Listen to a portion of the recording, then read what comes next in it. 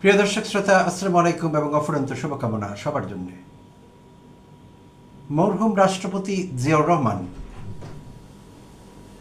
ছিলেন একজন স্বপ্নদ্রষ্টা, আর সেজন্যই তিনি বুঝতে পেরেছিলেন যে তার দলের নেতাকর্মীদের শিক্ষা প্রয়োজন। সেজন্যই তিনি শুরু করেছিলেন একটি ট্রেনিং সেন্টার।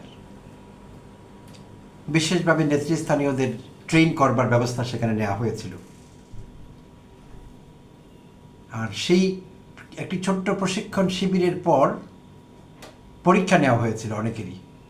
তাদের এখন নাম বলবো না, অনেক সিনিয়র নেতা, তাদের পরীক্ষা নেওয়া হয়েছিল। সেই পরীক্ষায় তারা খুব মেজারেবলি পারফর্ম করেছিলেন, অর্থাৎ খুব খারাপ করেছিলেন, পরীক্ষায় ফেল করেছিলেন অনেকেই।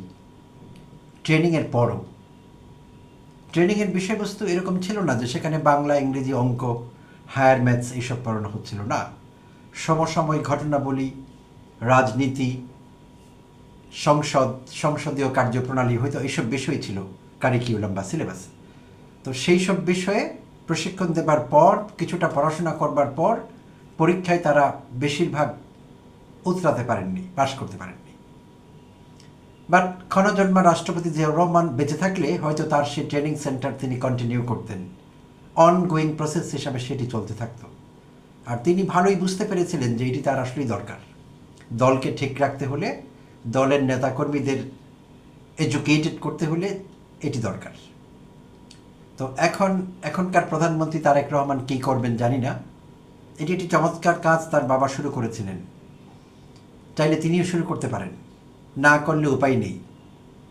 যেই হারে দলের নেতাকর্মীরা অবাধ্য হতে শুরু করেছে, দল বিরোধী কার্যকলাপ করছেন, এবং এমন সব কার্যকলাপ করছেন যে দলের তো বটেই, প্রধানমন্ত্রীর নিজেরও মাথা কাটা যাচ্ছে তাদের। প্রিয় দর্শক শ্রোতা, কুমিল্লা জেলা পরিষদের প্রশাসক মোস্তাক মিয়াকে নিয়ে আগের এপিসোড করেছিলাম। তো মোস্তাক মিয়া অন্ধকারে ঢিল ছুঁড়েছিলেন এনসিপির দুই নেতার বিরুদ্ধে, 2 জুলাই যোদ্ধার বিরুদ্ধে, সাবেক উপদেষ্টা আসিফ মাহমুদ সজীব ভুঁইয়া এবং কুমিল্লা 4-এর সংসদ সদস্য হাসনাত আবদুল্লাহর দিকে অন্ধকারে তীর ছুঁড়েছিলেন মোস্তাক মিয়া। তো আমি ভাবিনি যে কয়েক ঘন্টার ব্যবধানে আমাকে আবার আরেকজন জেলা পরিষদ প্রশাসককে নিয়ে এপিসোড করতে হবে। ঘটনাটি এমন ঘটেছে যে সেটি না করে আসলে কোনো উপায় নেই, তাই বাধ্য হয়ে এই এপিসোড করছি। আর সেটি হলো ফেনী জেলা পরিষদের প্রশাসক অধ্যাপক M.A. খালেক সম্পর্কে। তো অধ্যাপক M.A. খালেক গতকাল শনিবার বক্তব্য রাখছিলেন ফেনীর দাগনভূঞা উপজেলা এবং পৌর বিএনপি আয়োজিত শহীদ রাষ্ট্রপতি জিয়াউর রহমানের 45তম শাহাদাত বার্ষিকী উপলক্ষে আয়োজিত দোয়া ও আলোচনা সভায় বিশেষ বক্তা হিসেবে, বিশেষ অতিথি হিসেবে তিনি বক্তব্য রাখছিলেন অধ্যাপক M.A. খালেক, যিনি এখন ফেনী জেলা পরিষদের প্রশাসক এবং একই সঙ্গে বিএনপির জেলা যুগ্ম আহ্বায়ক। গুরুত্বপূর্ণ পোস্ট, এবং একজন অধ্যাপক, নামের আগে অধ্যাপক লাগাচ্ছেন তিনি, তাই বিষয়টিকে গুরুত্ব দিয়ে দেখতে হয়। তো জনাব M.A. খালেক কি বলেছিলেন, যা গতকাল ভাইরাসের মতো ছড়িয়ে পড়ল মুহূর্তেই, তথা ভাইরাল হয়ে গেল। তো সেখানে উপস্থিত ছিলেন সে আলোচনা সভায় বন, পরিবেশ ও জলবায়ু পরিবর্তন মন্ত্রী আব্দুল আওয়াল মিন্টু। তো আব্দুল আওয়াল মিন্টু ছিলেন প্রধান অতিথি। তো সেখানে আব্দুল আওয়াল মিন্টুর উপস্থিতিতে অধ্যাপক M.A. খালেক তার বক্তব্যে এক পর্যায়ে উল্লেখ করলেন যে বন, পরিবেশ ও জলবায়ু পরিবর্তন সংক্রান্ত মন্ত্রী আব্দুল আওয়াল মিন্টু আমার এবং আপনাদের অনেকের কাছেই একজন প্রিয় নবী এবং প্রিয় মানুষ। প্রিয় দর্শক শ্রোতা, ঠিকই শুনেছেন, তিনি এইটিই বলেছেন। আব্দুল আওয়াল মিন্টু একজন প্রিয় নবী এবং প্রিয় মানুষ আমাদের সবার কাছে। হ্যাঁ, আপনি হয়তো ভাবতে পারেন যে মুখ ফসকে বলে ফেলেছেন, হয়তো প্রিয় নেতা বলতে চেয়েছেন, প্রিয় নবী চলে এসেছে, এরকম হয়তো আপনি ভাবছেন, বা ভাবাটা অস্বাভাবিক না, কারণ এটি বিশ্বাস করা তো কঠিন আমাদের পক্ষে। কিন্তু না, পরবর্তীতে কোনো সংশোধনী আসেনি, বলা হয়নি ইট ওয়াজ আ স্লিপ অফ দ্য টাং, মুখ ফসকে বলে ফেলেছে, এটা বলা হয়নি। মন্ত্রী আব্দুল আওয়াল মিন্টুও তাকে থামিয়ে দেননি। বা থামিয়ে দিয়ে তিনি চাইলে ফ্লোর নিয়ে তিনি মাইক্রোফোন নিয়ে বলতে পারতেন যে আমি ধারণা করছি এই বিএনপির যুগ্ম আহ্বায়ক, জেলা যুগ্ম আহ্বায়ক এম এ খালেক মুখ ফসকে একটি কথা বলে ফেলেছেন, এটি ভুল হয়েছে। তো এরকম কিছু একটা বলতে পারতেন, কিন্তু না, কোনো পক্ষ থেকে কোনো সংশোধনী আসেনি, ফলে এই বক্তব্য ভাইরাল হয়ে যায়। তো প্রিয় দর্শক শ্রোতা, একবার ভেবে দেখুন, পা চাটার, মোসাহিবি করবার, চাটুকারিতা করবার একটি মাত্রা থাকে। সো বিএনপির এই নেতা সব মাত্রা ছাড়িয়ে গেছেন, বলতেই হয় সেটি। তো মুসলমান মাত্রই এমন বক্তব্য শুনলে নাউজুবিল্লাহ বলা ছাড়া তার কোনো রাস্তা থাকবে না।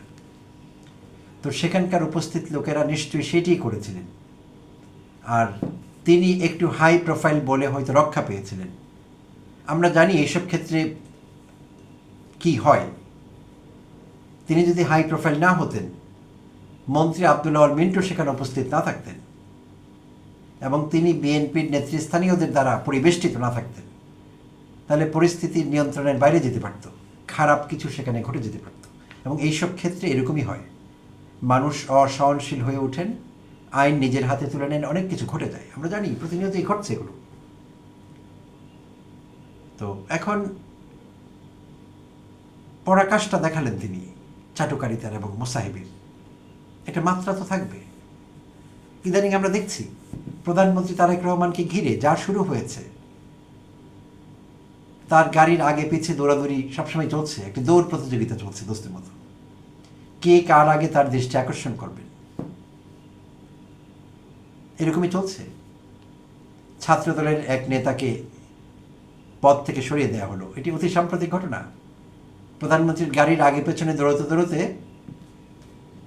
নিরাপত্তা বাহিনীর সদস্যদের সঙ্গে তার ধাক্কাধাক্কি হয়ে গিয়েছিল, কথা কাটাকাটি হয়ে গিয়েছিল, তিনি সীমা লঙ্ঘন করছিলেন। শেষে তাকে ধরে নিয়ে সরিয়ে দেওয়া হয় এবং তার পদ চলে যায়।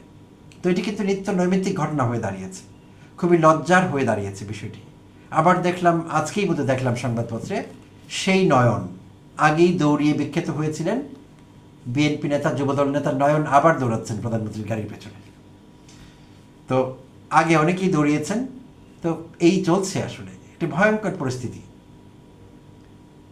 তো প্রিয় দর্শক শ্রোতা, এর আগেও আমরা দেখেছি এবং অন্যান্য এপিসোডে বলেছি, পুনরাবৃত্তি হলেও বলতে হচ্ছে, অনেকেই এগুলো করেছেন, বাট এর মধ্যে আরেকজনের নাম বিশেষভাবে প্রণিধানযোগ্য, বিশেষভাবে উল্লেখ্য।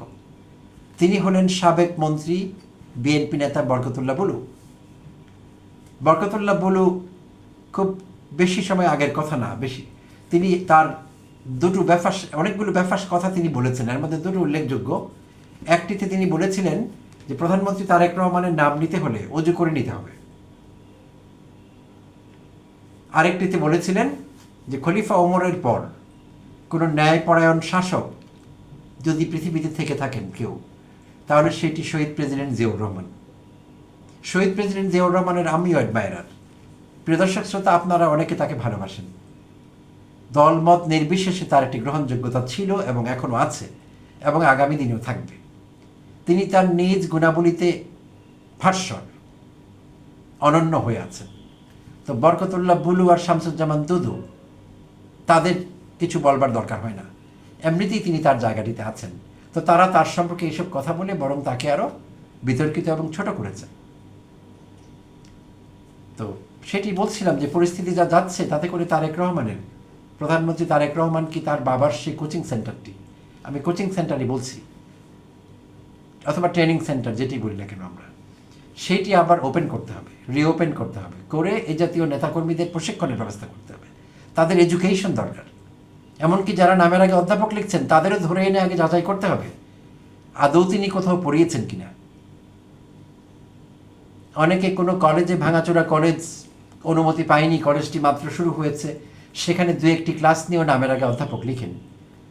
তো এম এ খালেক আদৌ অধ্যাপক কিনা, আই স্ট্রংলি ডাউট ইট। বা জানেন কিনা অধ্যাপক হতে হলে কটি পোস্ট ডিঙ্গাতে হয়, কটি ধাপ অতিক্রম করতে হয়। বাংলাদেশের সরকারি কলেজের অনেক শিক্ষক অধ্যাপক হয়ে মরতে পারেন না, কারণ অধ্যাপকের যথেষ্ট পোস্ট নেই। অনেককেই অ্যাসোসিয়েট প্রফেসর পর্যন্ত সীমিত থাকতে হয়। আবার অনেকে কয়েক মাস কয়েক বছর লেকচারার ছিলেন, চাকরি ছেড়ে দিয়ে অধ্যাপক লিখছেন নামের আগে, জেনে অথবা না জেনে। তাই আব্দুল খালেকের মতো লোকদের পদবি যাচাই করতে হবে, তার লেখাপড়া কদ্দূর যাচাই করতে হবে এবং থামাতে হবে তাদের। সবচেয়ে বড় কথা হলো তাদের মুখ বন্ধ করতে হবে। এই বিষয়ে দল হিসেবে বিএনপিকে এবং চেয়ারপারসন হিসেবে প্রধানমন্ত্রী হিসেবে জনাব তারেক রহমানকে ড্রাস্টিক মেজার নিতে হবে। পরিস্থিতি যেদিকে যাচ্ছে খুব একটা ভালো দেখছি না। প্রধানমন্ত্রীর কান কাটা যাচ্ছে, এই চাটুকার মোসাহেবরা তার কান কাটছেন প্রতিনিয়ত। এটি হতে পারে না। সব রেকর্ড তারা ভঙ্গ করছেন এবং চাটুকারিতা মোসাহেবের জন্যে আমার মনে হচ্ছে তোষামদের জন্যে গিনেস বুক অফ ওয়ার্ল্ড রেকর্ডে যদি কেউ নাম লেখাতে পারে, সেটি এই মুহূর্তে বিএনপি দলীয় নেতাকর্মীরা পারবে। শেখ হাসিনা আমলেও আমরা এমনটি দেখেছিলাম, পরিণতি ভালো হয়নি। দেখেছি আমরা হাসিনার পা চাটতে, সেখানে কেউ বাকি ছিলেন না। বিশ্ববিদ্যালয়ের ভিসিরাও যাননি, কম যাননি, তারাও পা চেটেছেন হাসিনা। তারা প্রতিযোগিতা করেছেন অন্যদের সঙ্গে, আহা আফার পা কত মজা, কত মিষ্টি। তা এখন বলতে হবে না না, আফার পা না, ভাইয়ের পা খুব মিষ্টি। একটি প্রতিযোগিতা দোস্তের মতো। লজ্জার, ঘৃণার এবং কলঙ্কের এসব বিষয়, এগুলো বর্জন করতে হবে। এগুলো কোনো রাজনীতি না। প্রিয় দর্শক শ্রোতা, অনেক অনেক ধন্যবাদ জানবেন, সঙ্গে থাকবেন জন্য।